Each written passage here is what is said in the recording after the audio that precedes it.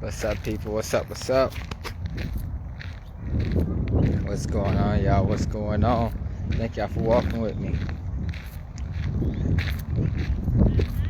What's up, y'all? What's up? Awesome. Santos, what's up, brother? What's going on, y'all? I think I'm gonna start taking some of these lives and add them to the YouTube channel. Appreciate you guys walking with me. And today I just want to talk to you guys about opportunities and just how we choose to pursue the opportunities in our life. What opportunities we have, what opportunities we actually take, which opportunities we should take, which ones we should avoid. And it's really going to be different for every person. And the key factors to determine what opportunities you should pursue and which ones you should avoid and the way you should view them, it's just really, what are you trying to accomplish in life? Just chilling, trying to live life. I hear that, bro. Hey, maybe we should catch up at some time. Maybe our families grab a bite or something. But you guys got to know, what are you trying to actually pursue? What are you trying to accomplish? And I think a lot of midlife crises come from people who have a certain ideal of what they want their life to be, but they pursue opportunities that, even if they're the best at that opportunity, it doesn't yield them the result that they're trying to accomplish. For example, there's people that want to be a millionaire, have Lamborghinis, or travel the world constantly, and then they decide, oh, I want to be a teacher. Down for that someday next week. For sure, bro. Hit me in the DMs. Or hit me in the DMs and I'll shoot you my cell phone number. We can text coordinate. Be excited to catch up with you. I know we bumped into each other at like Target or something a while back. I was gonna say the other week, but that's probably 2 years ago at this point. Who knows? I lose track of time. But people want to pursue these things that don't get them the results that they actually want in life.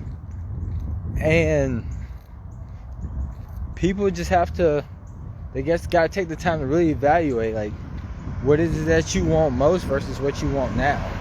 Is what you want now going to get you what you want most? And I always tell people there's really two types of people in life. You have people who are outcome focused and people who are process oriented. Two types of people in life. People who are outcome focused and people who are process oriented. Process oriented people, all they care about is what they do. A lot of my background is in art. A lot of you guys know I was a published artist while I was still in high school. And most artists are process oriented people. Unfortunately, I'm not. But most artists, they're process oriented. Meaning, all they want to do is art. That's their passion. That's what they care about. If that's why you hear about struggling artists and broke artists all the time. They don't care about the end result as much as they care about actually doing the thing they love. They don't care how much money they make as long as they're doing art. A lot of actors and actresses don't care about how much money they make as long as they're acting. What's up, birthday twin? Process-oriented people, they don't care so much about the end result. They just care about actually doing the thing that they want to do. So people who become teachers for the passion of teaching, they're okay taking the small salary because they're teaching and doing what they love, which I personally think is a very noble thing. There's a lot of pastors who don't make a lot of money, but they're passionate about spreading the gospel and working in ministry. So as long as they're doing something in ministry, they don't care about not having all the financial gain. It's not always about financial, right? There's people who are passionate about being a doctor. They have a lot of finances, but they don't have any time. But they love what they do, so they're okay sacrificing their personal time so that way they can do what they love to do. And that can be said about any profession. There are people who are process oriented, that they don't care about the outcome as long as they're doing what they're doing. But then you have outcome focused people who don't really care about the process of what they're doing. All they want is a specific outcome. Now, me personally, I'm a process-oriented person. I mean, I'm not a process-oriented person. I'm an outcome-focused person. I care about outcomes. I care less about the process, because I can fall in love with any process as long as it gives me the outcome. So, my buddy Doug, 9 years ago, he asked me, and this is the question to figure out if you're outcome-focused or process-oriented. He said, you got two options, Jeremy. He said, option A is whatever you're passionate about, you can do that for a living, and I will pay you a guaranteed $40,000 to $50,000 a year. And every year I'll give you a 2%, 3% raise, whatever, to work with your cost of living. So that's option A. Do what you love for $40,000, $50,000 a year, getting a 2%, 3% raise every year. Or option B was, he said, you can go and you can shovel horse manure 8 hours a day, 6 days a week for 2 years. I'll pay you $30,000 to $40,000 a year for those 2 years, but then after those 2 years, I'll pay you $1 million a year for the rest of your life, and you never have to shovel horse manure again. And he said, which option would you take? Well, if your choice is to do my passion for the 30 to 40, well, then you're probably a process-oriented person. But if you said, I would rather shovel the horse manure for 2 years, but then get $1 million a year for my life, for the rest of my life, chances are you're probably more outcome focused. Because even though you don't like the process, I don't like the process of shoveling horse manure, but after 2 years of doing the work I don't want to do, I can end up with $1 million a year for the rest of my life. Well, I love that outcome. So I will go to the 2 years of doing something that I don't want to do if it's going to get me the outcome that produces what I want. Because now with $1 million a year for the rest of my life, I can do whatever I want to that I'm passionate about. No problem. I have the time and the money to do so. I can spend all my time with my wife if I want to. When I have kids, I can spend all the time with my kids. I can take care of my family. I can do whatever I want to at that point. I can buy the cars I want to buy. I can buy the house I want to buy. I can travel wherever I want to travel. But it took 2 years of hard work, nasty work, doing things that I didn't want to do. But it's not about the process for me, it's about the outcome. So first you have to ask yourself, are you process oriented or are you outcome focused? And now I just want to take a moment to speak to my outcome focused people, like myself. Because for me, Jeremy, what was your outcome? Because I talk a lot about money, but it's not all about money for me. Above money, I got my God, I got my wife, and I got my future kids. If you guys don't know about me, I'm very much legacy minded. Most of you don't even know this, but I actually have the word legacy tattooed on my stomach. I'm very much legacy minded. I've thought about my kids and my grandkids both since I was 8 years old. I've thought about my kids and my grandkids since I was 8 years old. So no matter what I do, I will never love what I do more than I love my wife. I never love more than love what I do more than I love my kids when I have my kids. So my goal, my ideal outcome has always been, I would rather figure out a way to spend more time at home and be a full-time husband and a full-time father than to be a full-time employee. I would rather be the man at home than the man at work. Now, that doesn't mean I'm going to stay home and do nothing and make no money. So for me, my ideal outcome has always been, how do I put something in place to where I can have a full-time income, but I can still be at home with my wife and my kids? How do I still be able to provide for my family financially without having to leave them? Because I knew, and I know, that just as a concept, kids don't understand that we leave people and love things.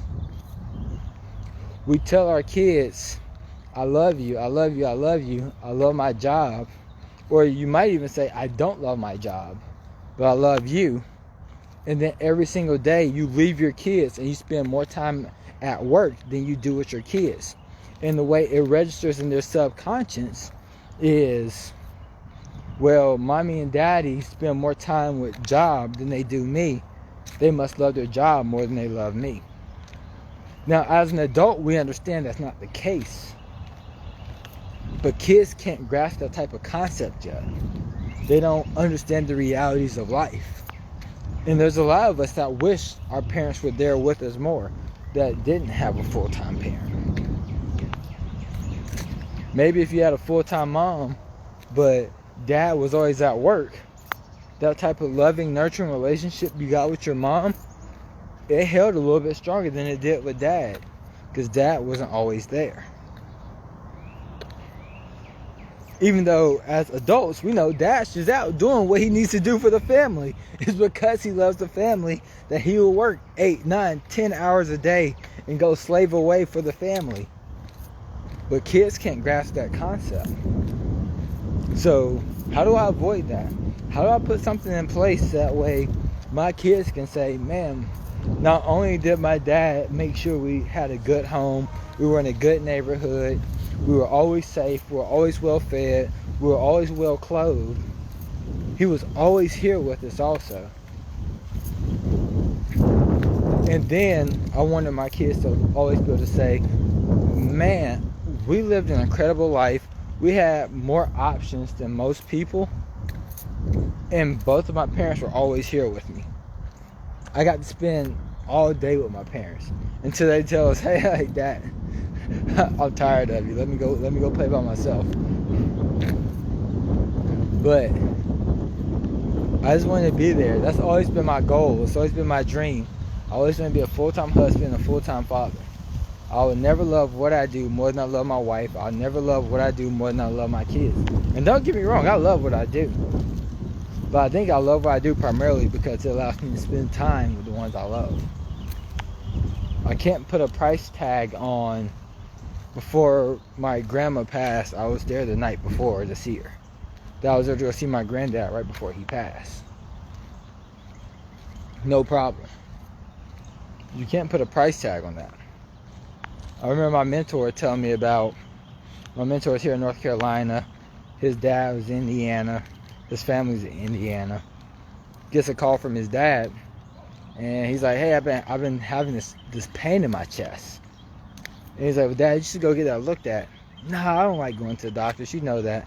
So here, Dad, just do it for me. Just go to the urgent care and just have them take a quick look at your chest. Goes to urgent care, comes back. Hey, I'm glad you told me to go get that looked at. It's actually, they said something really wrong with my heart. I need to have emergency surgery in the morning. He was like, oh man, I'm glad you were able to get that looked at. He said, call me afterwards and let me know how it goes. He says, well, I can't get the surgery. My mentor says, like, why not? He says, because I don't got a ride. He's like, my brother lives down the street. Why can't he take you? Oh, because he has an important route he has to drive for work tomorrow. And they said he can't get off. Like, what? Your dad needs to have emergency surgery because you got to work? You're just going to leave your dad to potentially die? So thank God my mentor has time and money freedom. And he said, all right, well, I'm about to hop in the car. Me and the kids are going to drive straight to Indiana. I'm going to drop the kids off with a friend. And I should get there about an hour and a half before your surgery. And I'll take you right in for your surgery. Time and money freedom. That's having time and money freedom. His dad only got to live the next several years because he built a business that allowed him the time and money freedom to go take care of his family. Meanwhile, while his brother, who was literally right down the street, couldn't help because he was trapped by a job. I couldn't imagine losing a family member because of a job. Now, I remember at my last job, I got a call from my wife. This was 4 years ago. I get a call from my wife, and she told me that her mom was in a car accident, went head first into a pole, and she was being rushed to the hospital. Cool. You need me to go? I can go to the hospital. I'll go check on her. My job said, no, you committed to being here overtime tonight, so we can't let you off. I feel bad about your situation, but you can't leave. Who can't leave? Me? If you think I care about this job more than I care about my family, you got another thing coming. So of course I left early, went to go check on my mother-in-law, make sure she was good, making sure there was rides situated for everybody. And that was the last job I ever had. But I can't let a job run my life. I can't even let a business run my life. Yo, I work 3 to 5 hours a week. 3 to 5 hours a week. 3 to 5 hours a week. And I still make significantly more. I made more the first week of this month than I would make in 2 months when I was working corporate. In the first week of this month, I made more than I would make in 2 months working corporate. Working 3 to 5 hours a week. But it's all because I was outcome focused, and I decided to get a vehicle that will allow me to have the time and money freedom. So for me personally, that vehicle was marketing. And I actually just got off my 6-figure agency coaching call where I coach a bunch of other people who start and scale their own marketing companies. I help them start, I help them scale. And we were talking about just the opportunity in our space. And we went and did the research and we looked it up. And all you can look it up too. I looked up how much money was spent in marketing last year.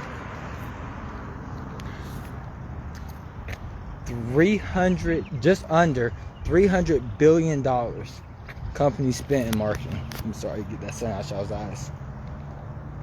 $300 billion spent in marketing. I was like, all right, well, obviously there's money to go around in this industry. $300 billion, just being in the marketing space, knowing that companies could have spent that money with you. You are in a $300 billion industry.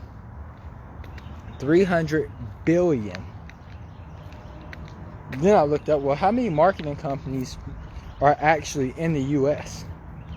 How many marketing companies in the U.S.? 14,000. That's a lot of companies. Well, if we split that 300 billion up, assuming everybody make the same amount, which obviously that's not the case, but assuming everybody made the same amount, if we split that 300 billion up evenly between all 14,000 companies, how much would that be per company? Over $21.4 million. You take how much money was spent in marketing, distribute that evenly across 14,000 different companies. That's $21.4 plus million. So, with that being said, if you owned a marketing company last year, that was $21.4 million that you could have tapped into. Which, of course, it wasn't all spread evenly. I'm like, I didn't make $21.4 million last year.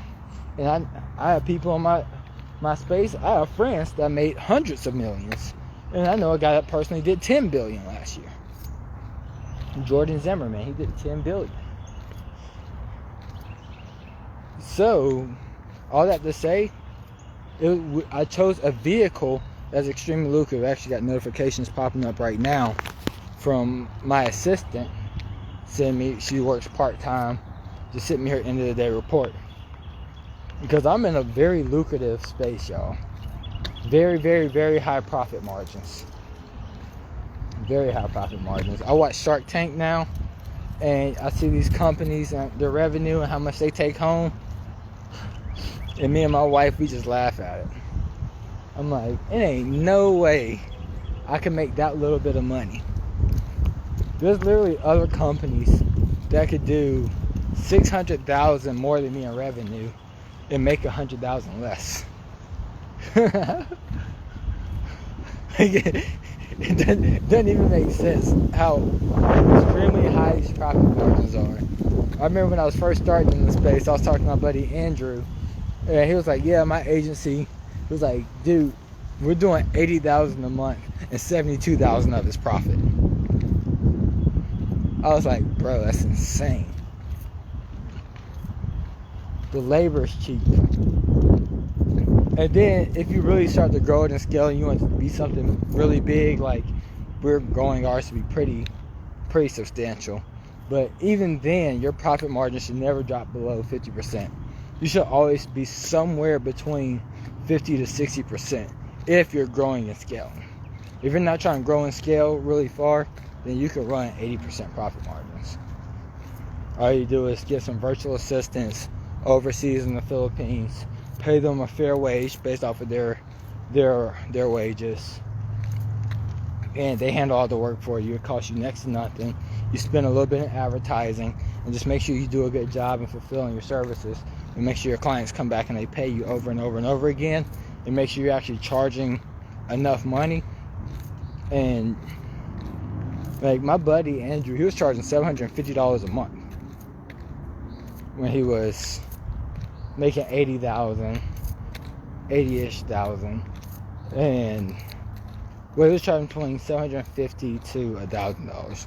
He had a little bit of a range based off of the contracts, but 80,000, a little over 80,000, and making $72,000 profit.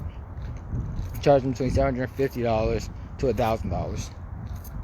Y'all, when I was in full effect running my agency, all of our clients was paying $6,000. Everybody was paying $6,000. So imagine our profit margins in comparison. So it's really up to you on how you structure your business. But just know your vehicle, know the opportunity that's there and the outcomes.